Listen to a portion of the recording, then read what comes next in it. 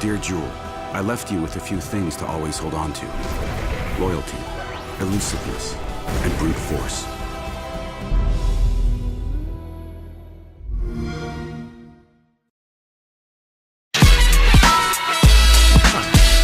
We are going to talk about We Happy Few, which is in early access now on Xbox One and PC. Don't know a ton about this game, really, despite the fact that we've seen kind of a lot of gameplay now, which is weird. Turns out a lot of us didn't know a lot about this Yeah, game. so Jay, we brought you in because you were on the stream with Jean-Luc this morning, right? Yeah, so I've actually been playing a lot of it this weekend, and it is definitely not what I think people were expecting. I'm sure if you were like following this close enough, you probably would have known that there were roguelike aspects to this game, but as someone, or as people just kind of saw it at E3, people are probably going to be surprised because it's not, at least not yet, it's not story heavy. Okay. So can you tell me like what the demo encompasses? Doesn't it? It starts with like what we saw at the E3. It starts with that weird like BioShock-esque like Brave New World, I guess, like to be a literary snob. The kind of Aldous Huxley, like they take the drug called Joy. Here we go again. Or like Equilibrium, which is less, that's like more of like a dude bro action movie with Christian Bale stops taking the drug. He's a Graviton cleric. I know you know. I know Equilibrium. So you know the movie. Yeah, no, it's just the same conceit, right? It's like a dystopia where like emotions are banned. Or no, in this case, it's the same thing as like Yeah, Brave New so World. everyone needs to be happy. Yeah. And you have to take a pill every so often. They didn't go into specifics how often you take it, but every time you take it, then things look brighter and happier, and you see rainbows and things like that. But in the intro, which is kind of interesting, you can decide to take the pill or not to take the pill. If you take the pill, the game ends. If you don't take the pill, then it goes to that intro that they showed at E3, which is really cool. It really sets the mood for the game. It seems very story driven at that point, but once you get out of that, you're kind of just dropped in a randomly generated world, and you're kind of left to survive. There are missions to follow, there are quests to do, but there isn't much of a story yet.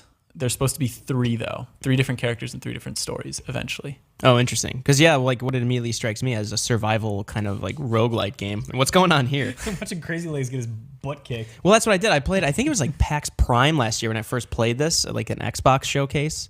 And I remember playing, and just like these 6 people chased me into a house, and I was beating them away with clubs for about 10 minutes because that's all I had. And then I started punching them, and I think I died. So that happens. Yeah? Did that die up? Did that happen a lot on the stream? No, I died once on the stream, but it was... Can you go more into detail about the survival elements? Like how no. Is there like thirst or anything? Is it like deep, or is it kind of just cursory? It's not super deep. It's you have to drink water, you have to eat food, and you have to sleep. Those are the 3 things. And then you can get sick. You can get the plague. Actually, in like you can also get sick too. So not just in the plague. If you eat like rotten food, you're gonna get sick. Okay. One of the ways I died actually was that I got sick. I started puking, and I puked up anything I ate, anything I drank, until I starved, and I starved to death, and I like thirst to death. What is that? You die of thirst? Die of thirst. There we go. You drank too much water? Is that what thirst to death is? Yeah. That's like water poisoning. H2O. Pretty much. Too. Yeah. What's the joke? Guy walks into a bar, says, I'll have an H2O. Second guy walks in, I'll have an H2O too. Second guy dies. What is it? Hydrogen peroxide? It's a chemist joke. I hang out with a lot of chemists. You do. Yeah. But yeah, no, so We Happy Few. Pete, we were talking before this about how, like, none of us know, like, how, like, the overall veins of the game, like, how it's going to play through, like, as you're, like, going from beginning to end or dying and restarting and whatnot. But, you know, there's kind of been this resurgence of roguelites, I guess, in the last, like, 5 years or so, because, like, smaller teams can make them. I guess, like, Hello Games is doing No Man's Sky. It's 12 people. Or they made No Man's Sky. It's 12 people, and they're kind of, there's algorithms that allow them to make bigger games without like certain assets and whatnot. I don't know. Does this game specifically interest you? But also, like, are you kind of interested in roguelites in general? Or? No, I'm not. All right. Jake, when they first showed this game, I was totally interested in the narrative, concept, and I played a demo that was definitely packed with like more characters and sort of like action-oriented moments. But then watching your stream and watching this gameplay right now, it doesn't seem to communicate a very strong identity of like what the world is, just in the wandering and gathering and fist fighting Crazy Legs. Like I don't really get a lot out of that, so I'm not seeing a game that really interests me at the moment. Okay. Are you not into survival games either? Probably that. Not those typically. aspects? I don't gravitate towards them. I mean, if you want to consider Fallout a survival game, like sure, I like Fallout, but I don't play like what was that one? Don't Starve. I don't. Don't Starve. Yeah, I didn't play It's a stressful game. I don't play stuff like that, I guess. So it is considerably less stressful than Don't Starve. Okay. And like you, I'm actually not that interested in these kind of games either. But I did kind of stick with it. It took a while. But it's actually like, I think it does have an identity. I think they're still kind of trying to figure some of the details out maybe. Yeah. But I think a lot of people like will enjoy this even if you don't like roguelikes, because you're not going to be dying constantly. It's not like trying to be challenging. And in a sense, it's more about that exploration. And like your goal is to escape basically. Yeah. At least from this. So like each area you get to, there's new things that kind of help you put you towards that goal to get to Joytown, I think is what it's called, Wellington. Anyway, but it's where everyone's really happy. And if you don't look happy, the cops will beat the crap out of you. It's not so much that I don't like the inherent stress of survival. It's how you can attach yourself to that world and whether it's fun to play or not. So I'm looking at this and I'm not seeing something that looks particularly fun. If survival is the only thing, I don't know. It just doesn't do it for me. Yeah. I hope that eventually maybe they'll add something where you can kind of turn those things off and just have a more story-focused game, especially when they add that story mode or main quest. Yeah, if there's a story mode, I'm in. Like, I'll do Yeah. that, I guess. Yeah, just because, like, it's fun, but it gets annoying after a while. And, like, there are water fountains, like, so often. It's like, why is this even a problem? Like, if I just step outside, drink water, and then I'm fine. Like, Right. it almost seems like Just hoard food. yeah. Well, the food's a little tougher to come by, but There are still, humans like, walking everywhere. That's true. You can. Human. How fast do you think you'd resort to cannibalism if something like this went down? Immediately. Yeah. I've been waiting. Do you want to eat me right now? Yeah. It's like The Road, that creepy scene where they go into the basement and Viggo Morgenstein finds all the people in the basement. They have to sprint out. You know, he was in that movie I was telling you about earlier, The Witness, Really? with the Amish people. Moving What on. is Yeah. You sent me a lot of weird movie recommendations today. I didn't Holy recommend, Mountain. I didn't recommend The either Witness. of those movies. You recommended Blair Witch 2. I still haven't watched that. Oh, don't watch that. Incidentally, there's Blair Witch 3. Anyway, we're kind of getting off track with Viggo.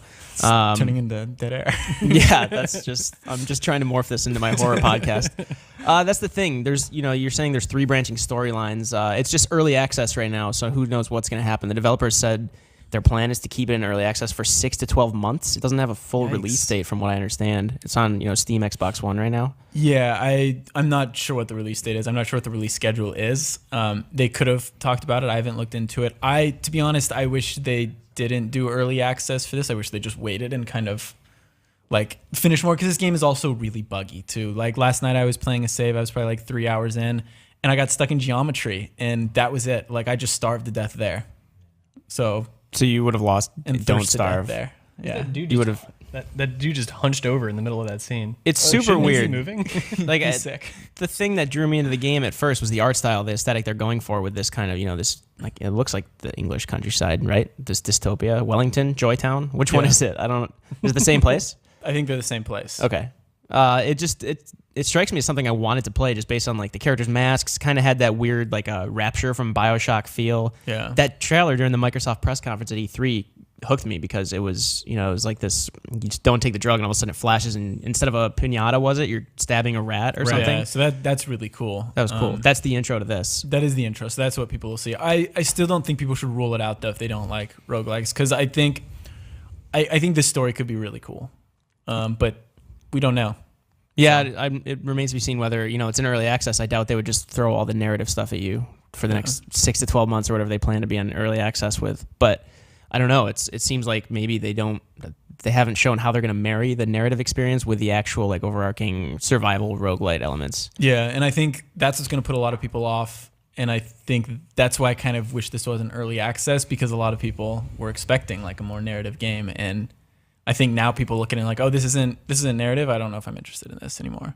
You don't plan on playing it much more in early access? I'll play it again, I think, when there's more story to it. Because what I have played, I've enjoyed. I like most of my problems with it. Like once I get used to that world, they're just like little things. Like like glitches, like getting stuck in geometry. That sucks. But then like the map, you have to pull up your map like every couple seconds, and they have a compass. You can probably see it in. No, Yeah, how's this inventory? How's like the user interface? Because a lot of times with survival games, that's kind of a tough thing to the navigate. inventory kind of sucks. Yeah, it's not streamlined.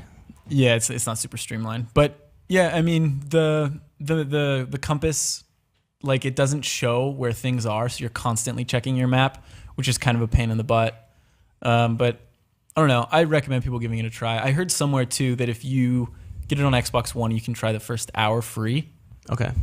So if you're on the fence, maybe give it a shot. Yeah, there's a stigma attached to early access, I feel like, because so many times people like are worried that they're not going to deliver on the promise, right? Like some games get in early access and stay there for what, like 2 years, isn't it? Kind of like I forget the percentage of games that go into early access and never make it out. It's staggering, and I'm hoping like this game intrigued me, especially after the Microsoft press conference with that kind of like, you know, Brave New World stuff was really interesting to me, and I do want it for the narrative, but I as opposed to you guys, I really like survival, like roguelike games. I love Don't Starve. It's stressful as hell. You'd probably like this then. I think I'll try it out. Like I mean to. I need to figure out when I'm going to find time. Because those are games you kind of want to really dig into. But I don't know. We'll check it out definitely for sure. But thanks for sharing your experience with the stream. And yeah. doesn't sound like you're jumping back in, but I'll try it out. I'll check out We Have a Few. The title itself is really good.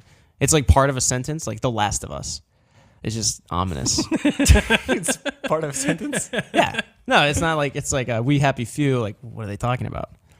What are they talking about? Yeah, The Last of Us is this weird sentence fragment. All right, anyway, that's that. So We Happy now? Few early access on Xbox One, PC. No idea when it's going to be fully out. Sometime the next year, maybe next year. Maybe next year never isn't. because it's early access. Maybe never. But yeah, so go try it out. You can download it there and come back to GameSpot for more coverage on that.